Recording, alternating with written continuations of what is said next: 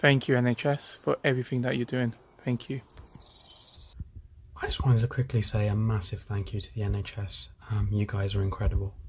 Thank you so much.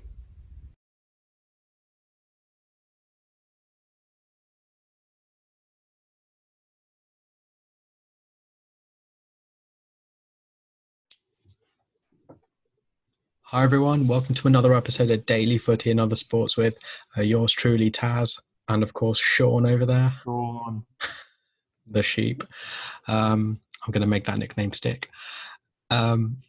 We have got, I think we just seem to have a lot of jam-packed shows. Sean keeps on saying we're going to run out of things to say, and then something happens. Unfortunately, similar to you, the last episode or two, we do need to sadly start with some sad news. Former Leeds player Norman Hunter sadly passed away due to the virus. It's difficult because he's not really in our era, so it's hard for us to sort of detail what his career was about. But he's front page, he's top story on BBC. So this guy touched a lot of people's hearts with his football. I mean, do you know anything about him from what you've read? I think you just said it all by yourself, that a player that's not before our time, but he touched a lot of people in Yorkshire. In fact, one of our close pals actually watches our video, who works for, has actually interviewed a couple of Leeds players at Ellen Road. Due to time constraints, we weren't able to have him as a guest for tonight. It just shows how much of an influence he was to get all these players coming out of quarantine to discuss the impact of how sad the tragic loss is. Absolutely, and I suspect Sean's going to try to see if we can get him on the show because, if he's trying to have a chat with certain people over there who clearly be badly affected in a already tough situation, I suspect they may have, let him know what their thoughts were, and we might be able to get him on the show and get a first-hand view. But that's up to Sean. He is directly Sean's friend, so I'm sure Sean will have a go.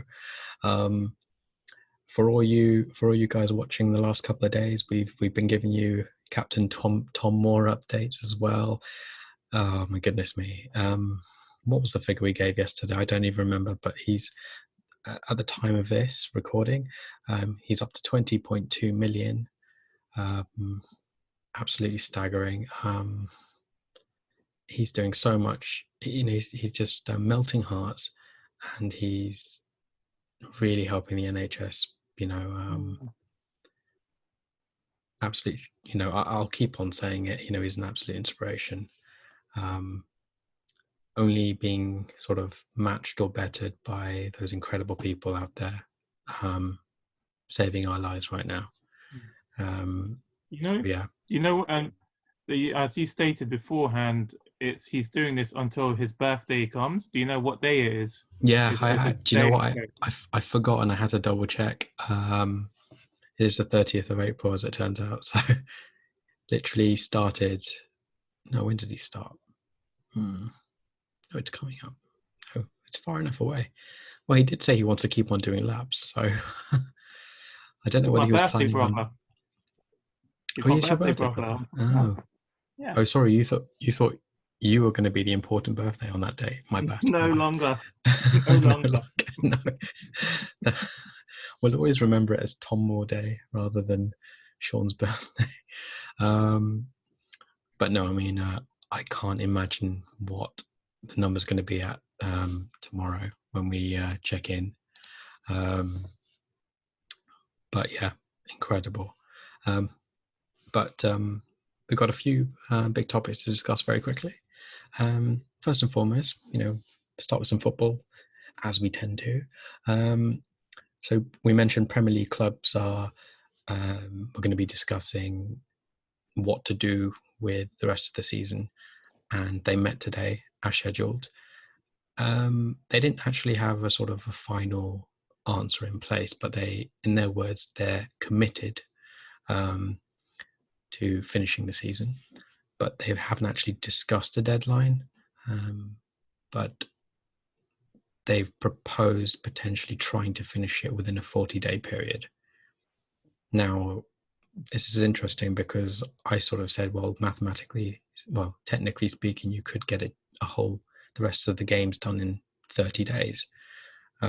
Sean was someone who was sort of, keener on the 56 days that were presented to us. Have you changed your mind? Do you think 40 days, i.e. maybe a 3 or 4 day gap between games, is sufficient? I think the best way to answer that is how Gary Neville early on has answered it himself.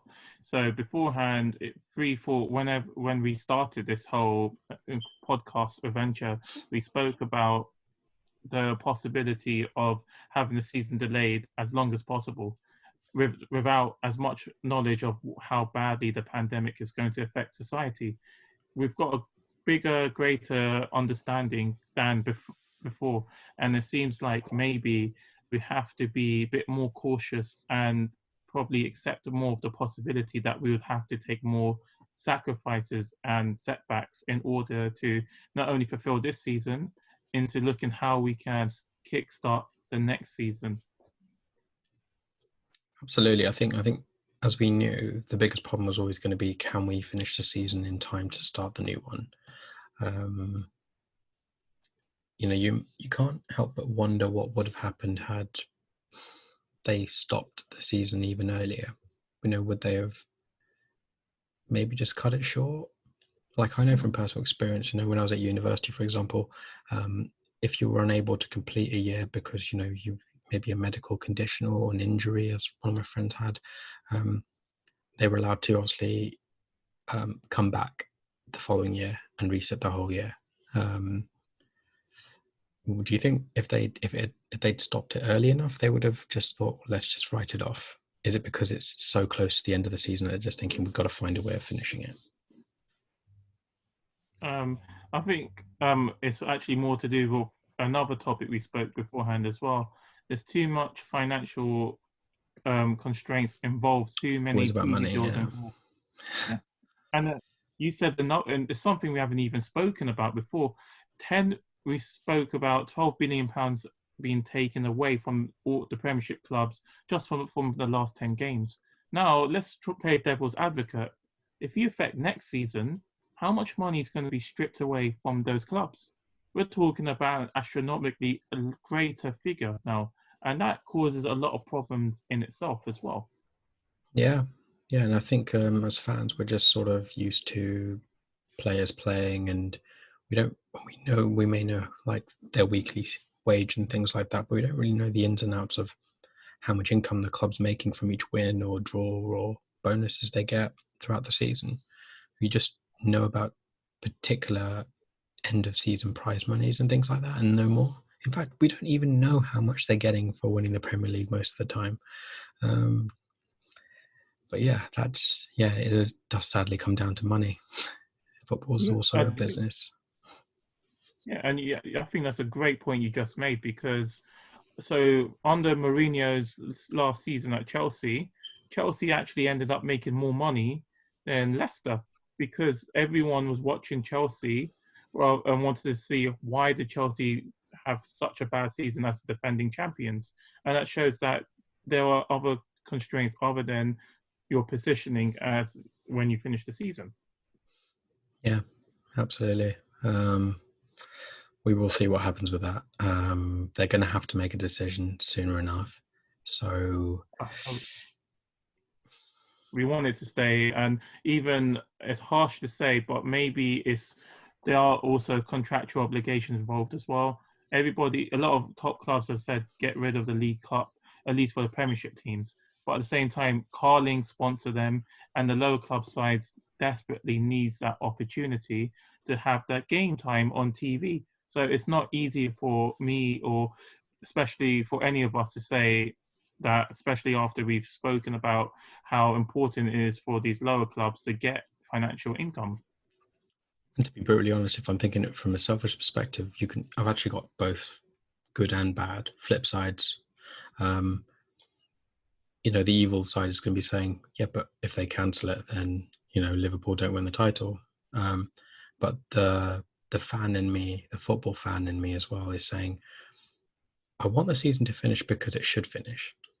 And I also want the season to finish because United might be fifth, but you're relying all the way to the start of the next season on this City ban actually staying.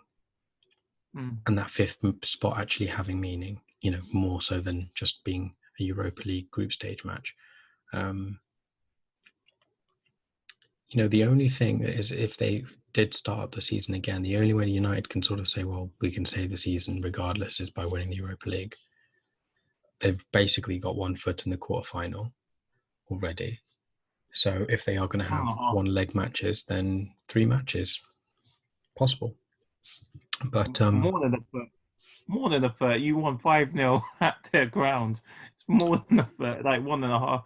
If a pinky toe as well. No, yeah, but I mean, no question we were the best, we're the strongest side, and it was weird conditions, weird atmosphere, but the job had to be done, and it was.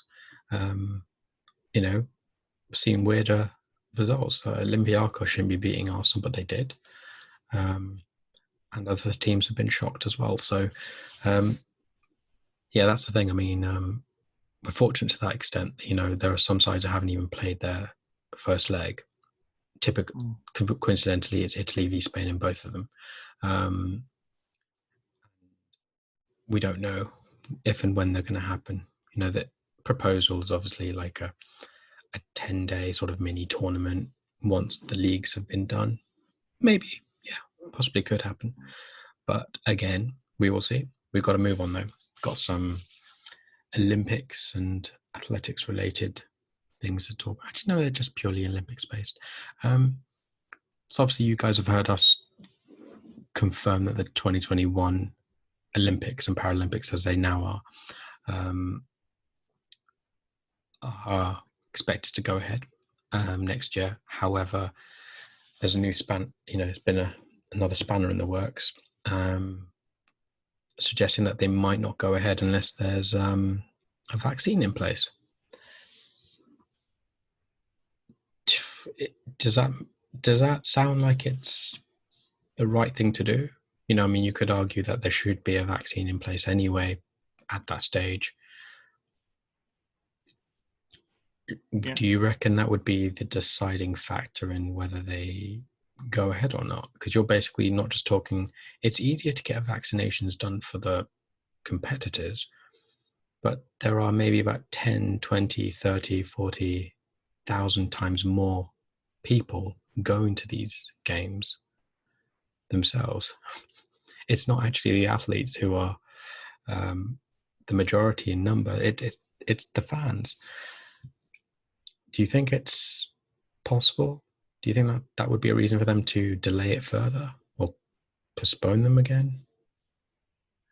Like the Gary Neville situation, we're only using information that we currently know, and it's good to be self-cautious. And best example is to look at China.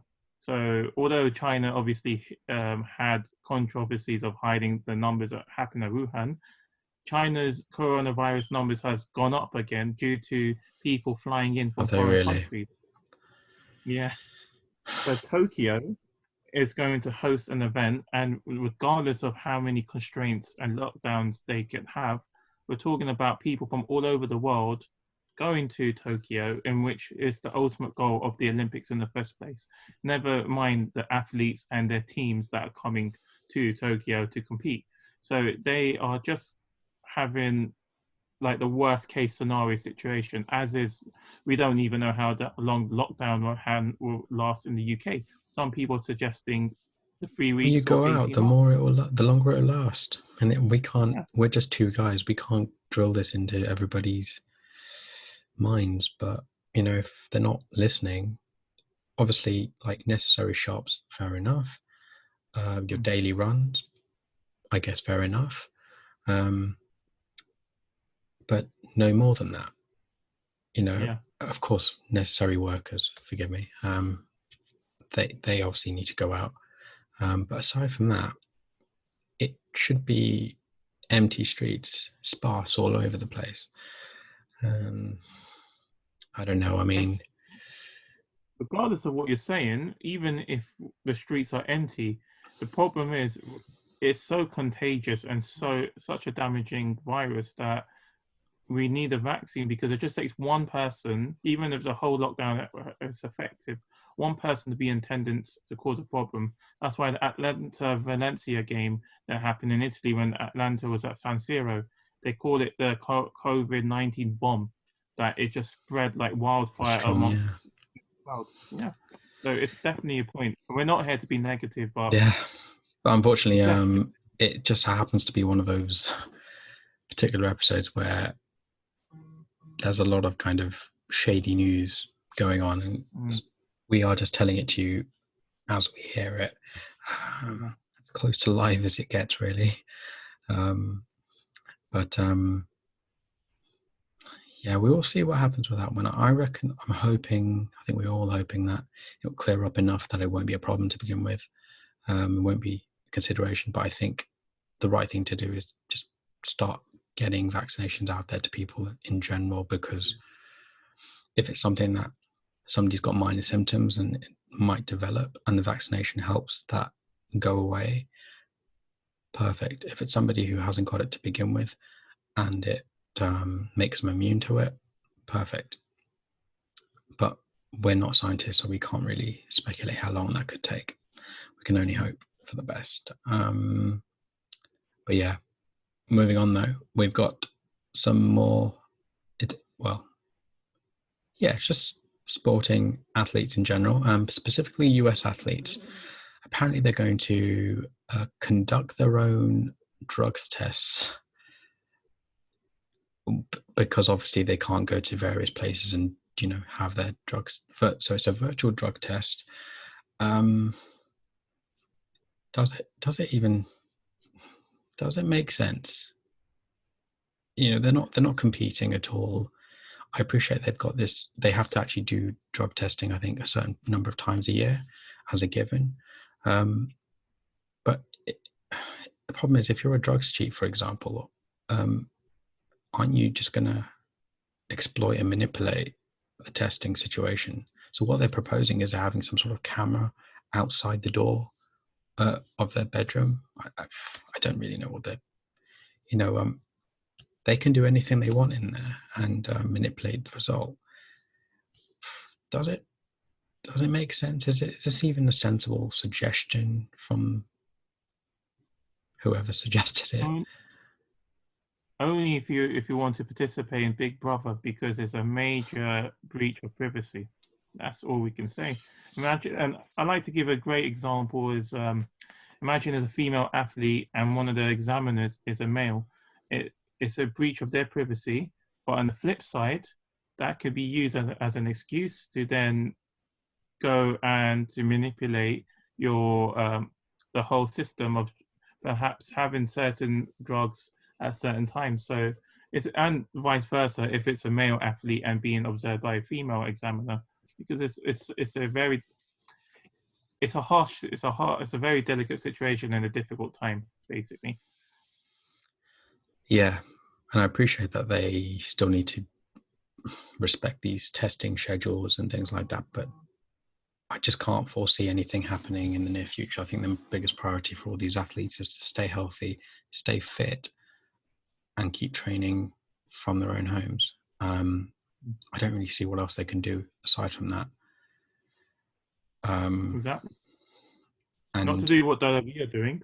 Yeah, Don't like meeting up. Some of them are living around Florida, so they can keep in touch. To be brutally honest, though, WWE have got all these people on different contracts, whereas in athletics, it's so much crazier, because you've got really good athletes both in the UK and the US and sure other countries who are good athletes, but they aren't lottery funded or whatever method of funding they use, and they're left basically trying to get money from fans and the public. So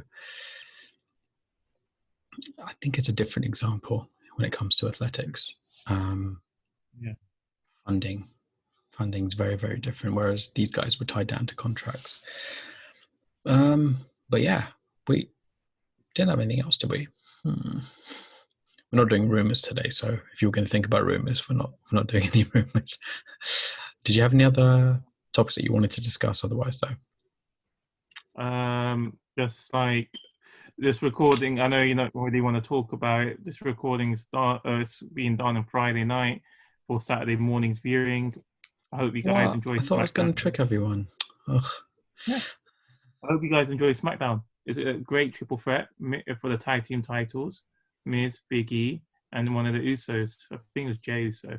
So Jimmy, sorry. So fantastic. I think I have to put a wrestling pun in there. And Kurt Angle, he was one of the guys released. Very sad, along with a lot of other employees that aren't backstage employees. Yeah, but realistically, Kurt Angle's not really, if you look at whatever you want to call him, Rockstar Spud, Drake Maverick. Yeah. He's considerably younger. He's always come across as quite, wears his heart on his sleeve, emotional kind of guy. And in his video after he got released, he was understandably distraught, inconsolable. Kurt Angle, by contrast, is an Olympic gold medalist, had a very long career in different brands. I think he's going to be all right. And it wouldn't surprise me if some of these guys are brought back. But but they've just been, like I said to you myself, they've been released because of the situation. And I suspect they would have been kept on. I think one or two of them might have left. I think Anderson and Gallows would have left and maybe gone to AEW. But I think the situation is the reason that they've been released, how right much? now. Yeah. You know how much they're saving now? So Seth Rollins has even discussed trying to play devil advocate, saying it's not. You have to understand WWE didn't do this as to be too harsh, but they are going to save $4 million per month. Although that's the equivalent of Goldberg's fee to feature in Saudi Arabia, it does show how difficult times are right now. And as you said, they can definitely return. And contrary to what you said, I think Luke Gallows and Cole Anderson had a great team with AJ as part of the club. And I think last year they were set to go, and then because of AEW's formation, these guys were then I like the thing is I do like the club. I actually loved the moment when AJ was in NXT momentarily, and him and Finn Balor had a lovely moment as well. But I genuinely think that in WWE, the three of them are better off apart. I think AJ was fantastic when he was alone without the club there. You really saw the best of him, apart from his occasional cheating. Actually, no, he did his cheating while they were there. But you saw the best of AJ in the WWE when they were apart. And you saw the best of Gallows and Anderson when they were apart as well. But ever since they've been sort of reunited, it's just constant cheating. You're not really seeing the same sort of action that you were used to when they were apart. So definitely for AJ, but Luke Gallows and Carl Anderson weren't even on TV, whether it was on Raw or whether it was on SmackDown. Well, that's the point. That's why I said, you said that they would be big losses, but I just didn't think they were being used enough. I don't really know what's happening with Rusev. There's this whole atrocious story with Lana and Lashley. Give me a break. Pile of trash. Sorry to interrupt you, but he donated $30,000 to help backstage staff during the difficult when the pandemic. Yeah, that doesn't surprise me. I mean, we only really know these guys as their on-screen personas, generally speaking. I know you've met a few of them because you go to a lot of these signings. But a lot of these guys are really, really good people, aren't they? They're human beings at the end of the day, and you hope they are human beings behind the scenes as well. But just losing your job like that, it's horrible. Yeah, it's equivalent. It's equivalent of basically being let go without any notice at all. It's horrible. It's like they're on part-time roles or on probation, and then they had a 1 week's notice. That was it. It's horrible. A lot of them were actually on Raw. So even No Way Jose, didn't feature on Raw, but he actually arrived last week. I mean, sorry, this week on Monday, he was actually there in attendance. He may have, main event's going to be shown tonight, so he may have actually appeared in main event. He was nevertheless he was around, and then to find out that was his final Raw, it's really sad. I feel most sorry for Eric Rowan, if anything, because I know we spoke about this differently, but he just got pushed down after his Roman Reigns storyline. I just think him and Luke Harper need, or whatever you want to call him, they just need the right setting and the right storyline. It's like Dean Ambrose got a push as Dean Ambrose, but he was always the third most prioritized member of the Shield, and he was my favorite member of the Shield. I don't know, what who the majority likes. I think the majority probably likes Seth the most, but he was always my favorite. But he's had that sort of prioritization and push in AEW, which I think he deserves. So I just think that's all it is. And I think Gallows and Anderson will add to an absolutely stunning array of tag teams in AEW at the moment. But yeah, we've dragged on again. I think we're okay for time, but we've dragged on. As ever, guys, if this is your first time watching us, please don't hesitate to comment below. What do you think of what we've said today? I mean, do you agree with everything we said? Do you have, do you have a different opinion? By all means, write it down. If you've got a question for us, we'll try to answer them in future as well.